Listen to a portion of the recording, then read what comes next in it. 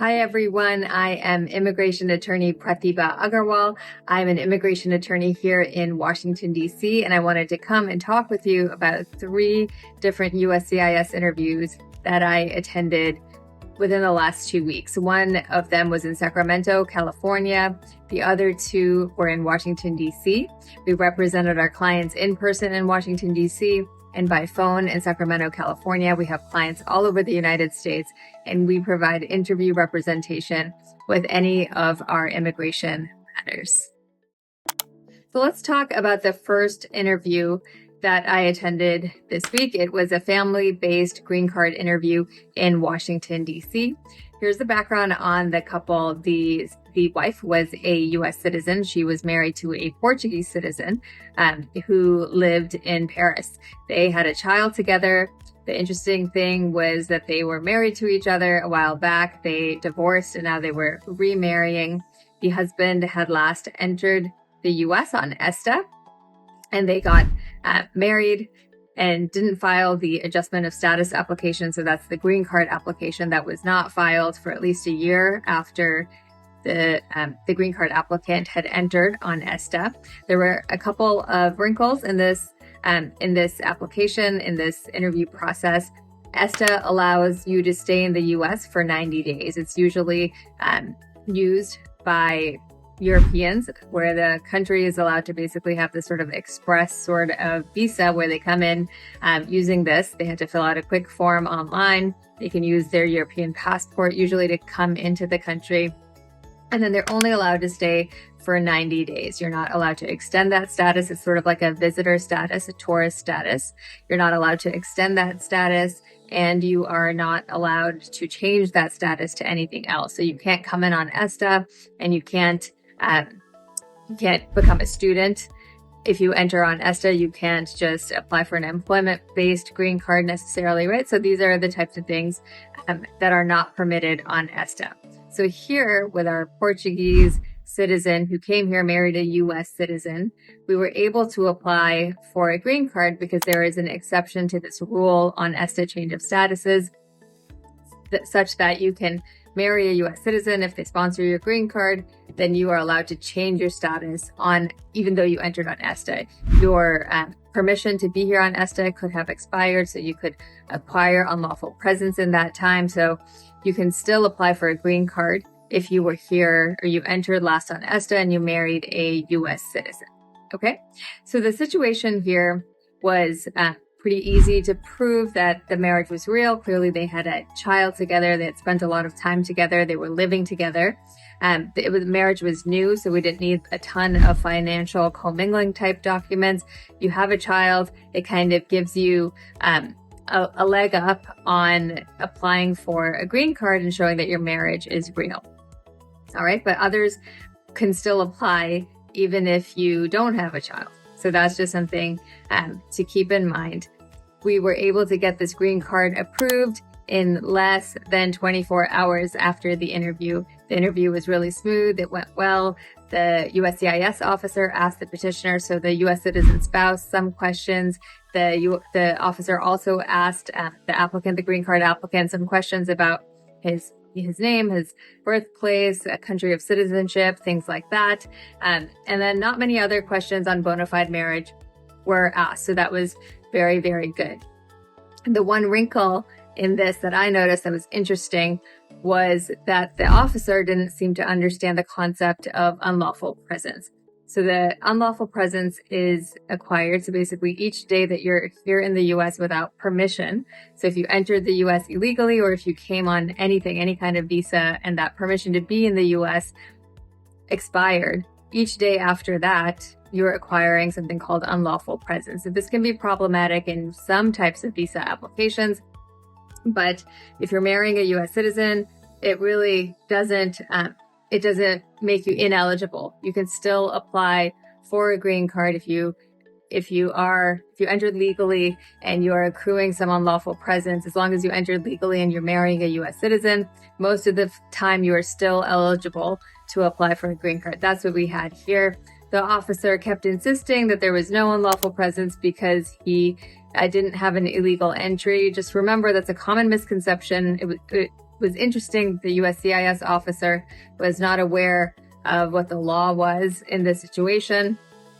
Is it surprising? I'm not sure, but it's really important to have an advocate with you that understands U.S. immigration law. So it goes to show you that having an expert at hand can help you sort of navigate that situation when you are at this USCIS interview and the officer's interpretation of the law may not be what others believe it to be. So ultimately, we left the interview. Everyone felt good about how it went. It wasn't very long, maybe about 30 minutes or so.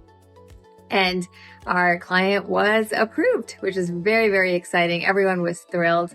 And we had a great time. The whole team celebrated on their behalf. So it was a great interview, but it just took away some points to keep in mind when going into an interview like that. The next interview I wanted to talk with you about was a citizenship interview. Again, this was approved. It occurred in Washington, D.C. I appeared in person at the USCIS interview with my client. The interview was quick. Of course, the naturalization interview has a few different parts. The first one is a civics exam. I think this was under the old naturalization rules. So it was just 6 questions were asked. My client got them all correct. And so he didn't have to go any further, answer any more questions on the civics exam. There's also an English reading and writing portion, which our client had no issues passing as well. Remember, if you think you might have issues with your English reading and writing, you may qualify for an exemption.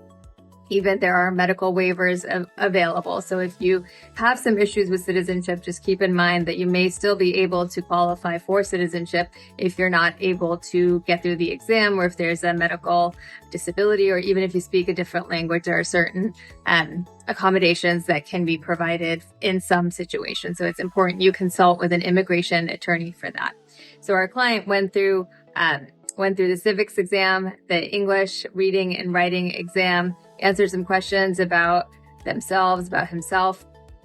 And then the officer asked for a couple interesting pieces of information. These are great takeaways for you if you have a citizenship interview coming up and you want to make sure that there are no delays in the processing of this application.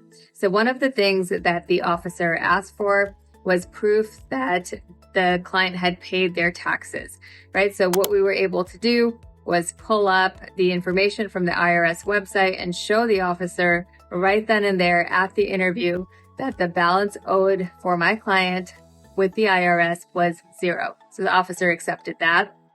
The other thing our client was asked for was for departure dates for certain trips. So for U.S. citizenship, when you're applying for naturalization, you have to show the officer that you resided in the U.S. for the last 3 years or the last 5 years, depending on the basis of your application for citizenship. During that time, you are not allowed to leave the U.S. for more than 6 months at a time. There are certain exceptions to this, but the general rule is you have to keep your trips outside the U.S. for less than 6 months. That's what would be recommended if you're thinking about citizenship and you are a green card holder. So the officer in their system actually didn't have proof or couldn't document the departure dates of certain trips that our client took. So one of those trips was to Canada. So our client actually drove to Canada with some friends. So they didn't have a passport stamp or anything like that, but was able to pull up some photographs, which we were able to collect afterwards, and some hotel reservations, and then also their credit card history to show the exact amount of time that they spent in Canada and that it was only a few days, not anywhere close to 6 months. That was one trip. There was a couple questions about a couple other trips. We were able to pull up the flight itineraries. And also our firm pulled up something called an I-94, which is a travel history that is on the CBP website. You can get that online. And it showed his return to the US and his departure. So all of this was very helpful.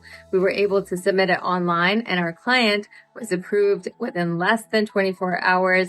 We were able to get his oath ceremony scheduled, and he is going to be a US citizen officially very, very shortly. So that was also very exciting. It was a couple of questions from this USCIS officer that was new that we had not seen before. So it was a learning experience, and hopefully you guys can take this information and use it for your interviews as well. Okay.